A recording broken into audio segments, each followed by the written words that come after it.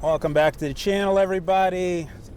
Today, of course, we're in a 2021 Lexus GX460, and we're in the Mojave Desert as usual. And today, we're going to go ahead and go on a real-time drive. So you're seeing this in real time. You get to see not only what I'm doing, but what I'm thinking. So if you're new to off-roading your GX460, or if you're just new to off-roading in general, you might find this video helpful because you get to see what I'm doing, what drive mode I'm in, and most importantly, what's going on through my mind as we tackle this terrain and any obstacles that we might find on the way.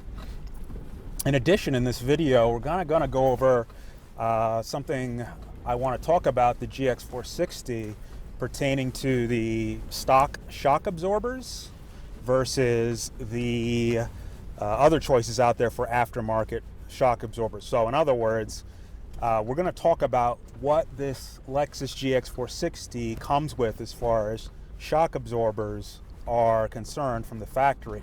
Are they good? Are they bad? Are they something in between? Because I think a lot of people assume a lot about the stock suspension setup on these Lexus GX460s, and I just want to clarify a few things.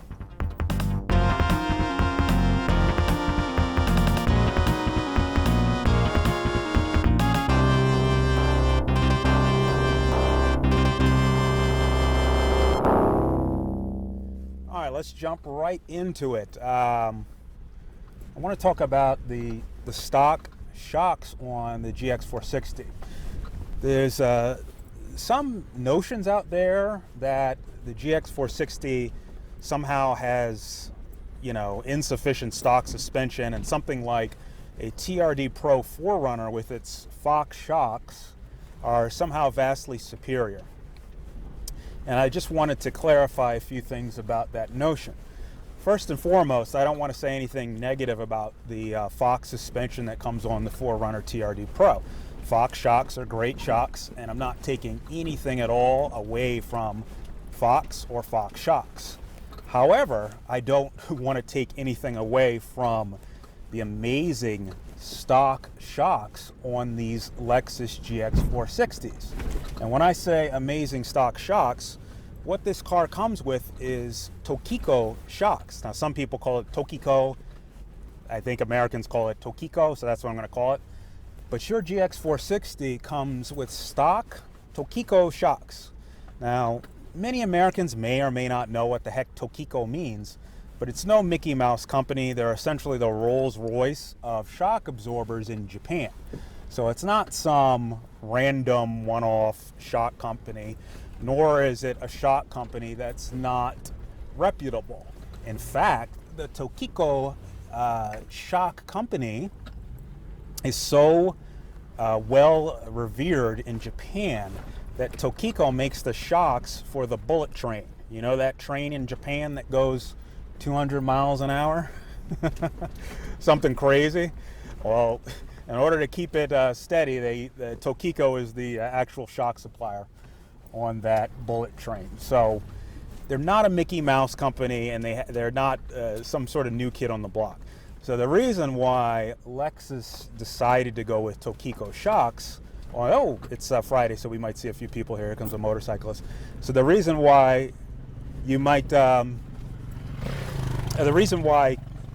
Lexus went with Tokiko shocks is because they are a top tier shock company. Now, again, we're not taking away from all the other shock manufacturers such as Bilstein or Fox shocks, but do realize that your Lexus GX460 comes right out of the box with some amazingly good shocks. They come out of the box with name brand, real deal, big boy shocks called Tokiko. Now, most importantly about the brand name Tokiko, well, let me backtrack a bit. More importantly than just the brand name is that they're matched to the vehicle itself. So in other words, it's not just a off-the-shelf Tokiko shock that you're getting a Tokiko shock absorber that's specifically matched for this Lexus GX460, or on the wall, mark it as the Toyota Land Cruiser Prado. So you got to remember, when you're balancing suspension, you are balancing against something. It's all relative to something. You're suspending what? You're suspending a load, which in this case is the weight of the vehicle. And so both the Tokiko engineers and the Lexus engineers, who arguably are the world's best, have developed and tested, most importantly, tested doing crazy things like I'm doing now. And I know this is not crazy, but it's certainly, people might consider this moderate, but they've tested in these conditions that you see here on street tires. They do, Lexus and Toyota does all their Land Cruiser testing in stock form on street tires, all their trials. But anyway, they've tested it and it's balanced to this vehicle. So you're getting a custom Tokiko shock for this particular vehicle. So it's not some shock that they grabbed from a random Tokiko parts bin and said, okay, let's try this and we'll see what happens. No, it's expertly matched to this particular vehicle and application. A lot of the times when people go to upgrade, in quotations, their stock shocks, they get rid of their well-made Japanese Tokiko shocks and summarily replace them with,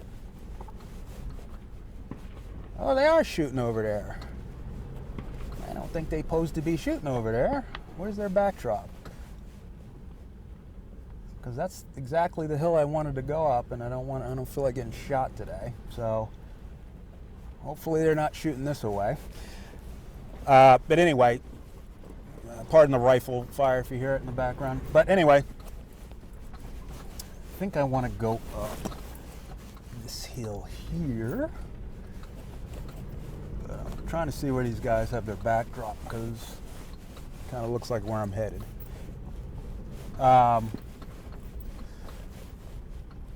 Anyway, forget the distraction. Your shocks are expertly matched to your vehicle in this case. Looks like they're shooting down on the ground there.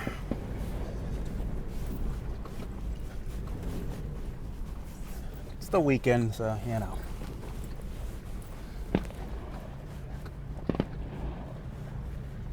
Not really a backdrop, but should be going high enough to be out of their way. So, oh, there goes the motorcyclist. Let's go up this way. Your Tokiko shock, sorry, I'm rambling. Just thrown off by the shooting, and I got to make sure safety first. But your Tokiko shock is matched to this vehicle. So when a lot of people go ahead and get aftermarket shocks, and they are horrified to realize that their aftermarket shocks don't really feel right and they're not as durable. And the reason why is they're not actually matched or balanced to the actual vehicle that they're getting. Engineers come up with all the specifications necessary to match this particular Tokiko shock with a particular application, which is in this case this vehicle. So if you do go get a fancy colored shock that's painted neon red or neon orange or neon green or neon blue or whatever flavor of neon that you can think of, you go ahead and get that neon shock. It may look good, but is it matched to your vehicle? In the case of these Tokikos, they certainly are, and they're certainly tested. Ooh, here's some rough stuff. Let's get into 4 low, and then we'll talk about the quality of Japanese versus Chinese shocks, excuse me. All right, we're in 4 low now, and well, let's go down to first gear because this is pretty steep. I don't remember this being this steep. And let's try not the high center. Or get shot. Let E-Track do its thing and bring you up. Let E-Track do her thing and bring you up. Okay? Definitely got a wheel off the ground there. I could feel that. All right. Let's go back into drive. That was a rough patch. Can't tell if I'm hearing gunshots or rocks hitting the car. But anyway, let's say you decide to go ahead and get yourself some aftermarket shocks. Now, we just said they're not matched specifically to the vehicle. Which way is this going? Okay, this way.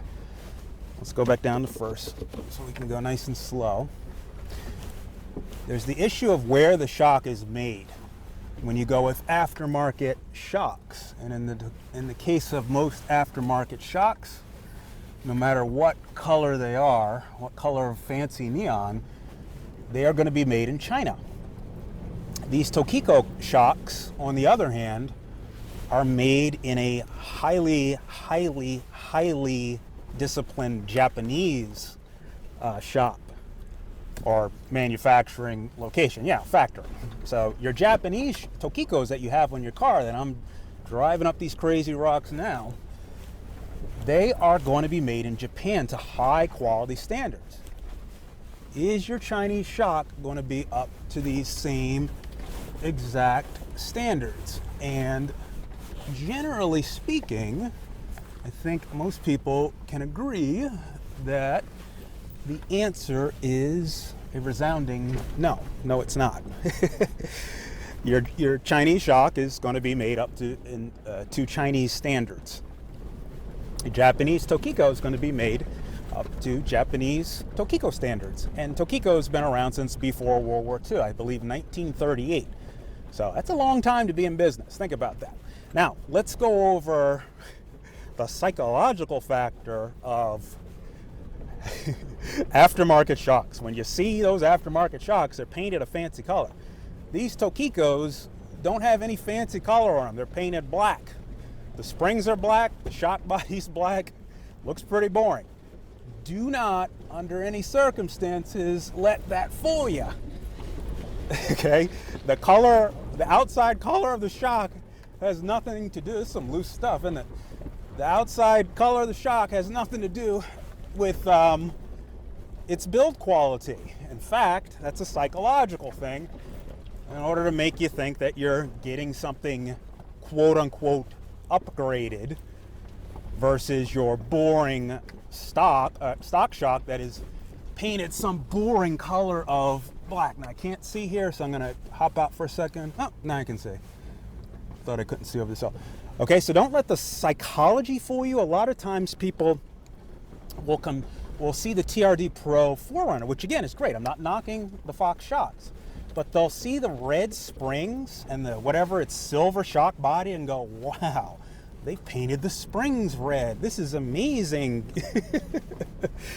That's nice. They paint them black and with Tokiko. They don't need to wow you with any sort of color. So don't let the psychology of the TRD package, which frankly is an American sticker package for again the US market. So it's a sticker package, and again, I'm not knocking it. These are just marginal differences between a GX, a regular 4Runner, TRD Pro, but TRD is not available anywhere else in the world, okay? When these suckers go out as Land Cruisers or Land Cruiser Prados overseas, all around the world, and I'm talking even the 4Runner, there's no TRD package. It's a package designed to get Americans excited about off-roading things, and it does a good job at that as well. It's definitely a hit with marketing, but don't then transpose that on your basic stock GX460 as if it has some generic off-the-shelf Mickey Mouse shock. These puppies are literally engineered and torture tested specifically for this vehicle.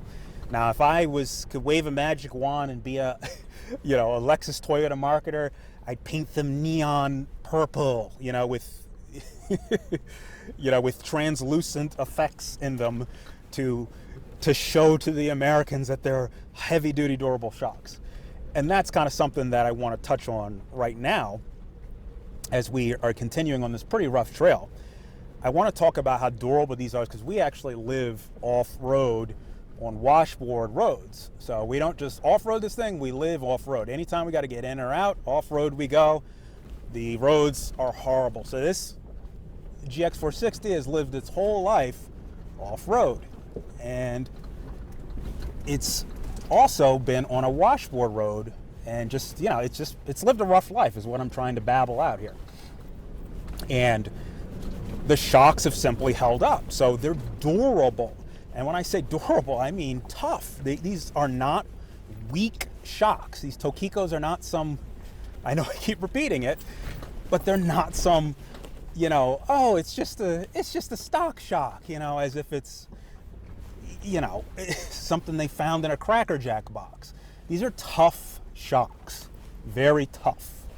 And how do I know? Now, this is going to be an anecdote, but having lived on these washboard roads for so long, the first thing we notice with cheap shocks, no matter what car or truck you're driving, when you're driving with cheap shocks, the first thing that's going to happen is you're going to look under your wheel wells and you're going to see all this liquid splattered everywhere, and you're going to freak out like your brake line you're going to freak out like your brake line is blown. Matter of fact, when I first moved here, that's what I thought. I said, "Oh, what's all this stuff all over my all over my brakes?" It looked like liquid and oil was everywhere. I said, "Sure." And when I say brakes, I mean I looked inside of a wheel well of one of the first vehicles we had out here, and there's all this spat, and I said, "We must have tore a brake line." Nope, it wasn't a brake line. And now, of course, I know exactly what the culprit is. And out here, you see that on every car. And the culprit, and point of my babbling here, is that splatter is the blown shock absorber oil splattered all over the inside of the wheel well of your ride.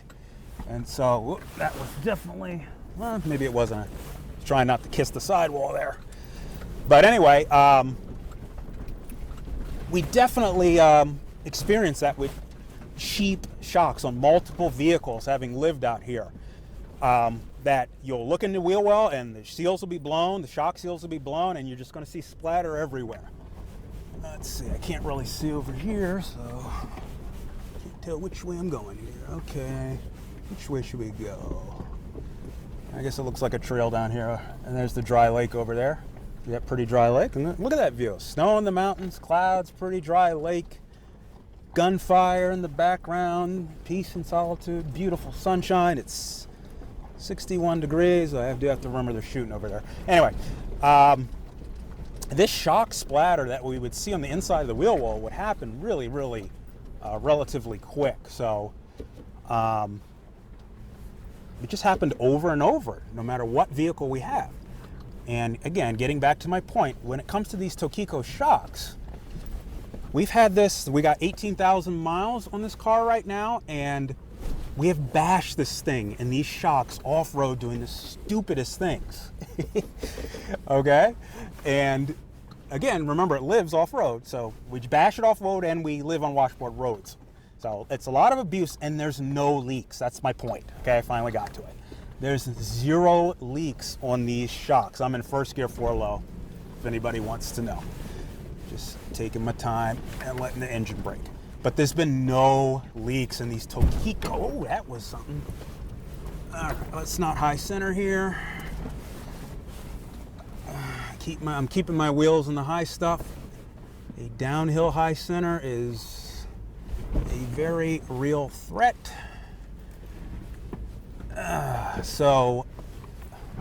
And this is steep. If this camera's flattening it out and you're going, he's just on a dirt road. No, it's steep.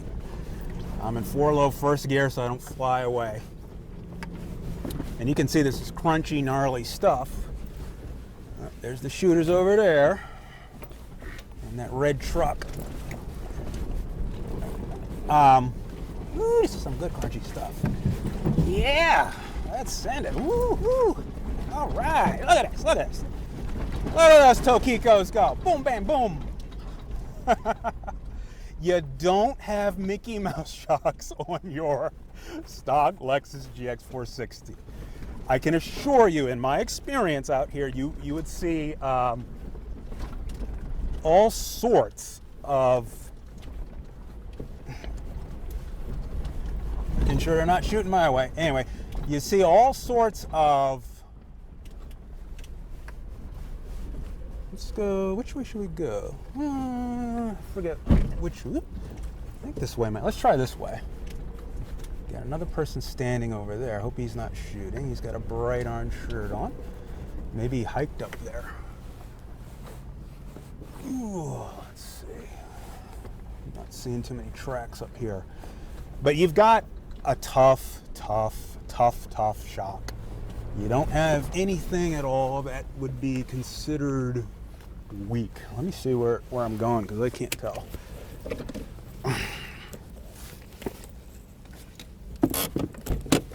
All right.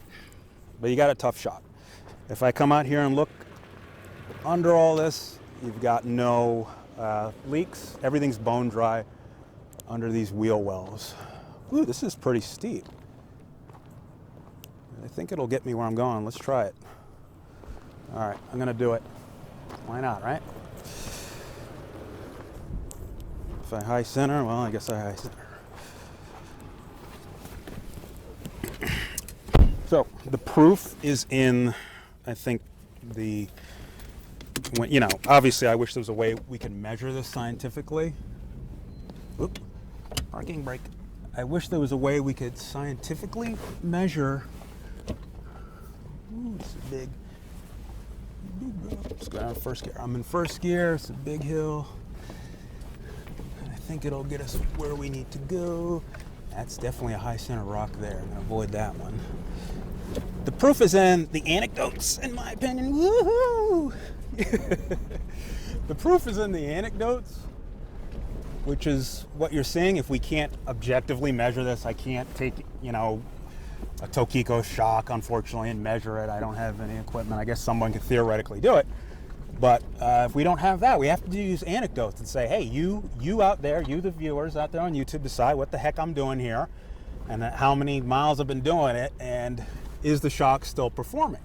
Now imagine if you were driving this sucker in suburbia or on the street, or not in conditions that I'm driving in on a daily basis.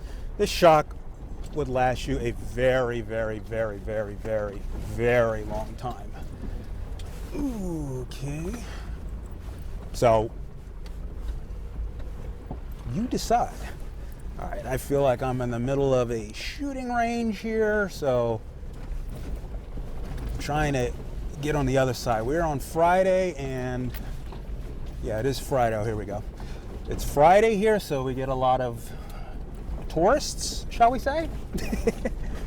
And they use this as a shooting area, though I'm not precisely sure if it's legal to shoot here, because their backdrops are not good at all. So be careful if you come out here on the weekends and you hear a bunch of gunfire. Just gonna have to roll with it.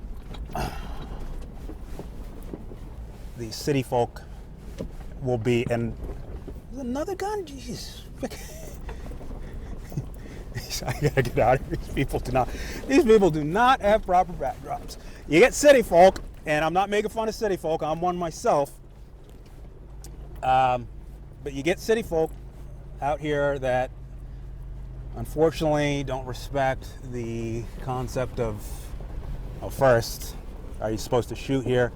And second, have a real backdrop like a mountain or something, instead of not really having a real backdrop. So keep that in mind. But once I get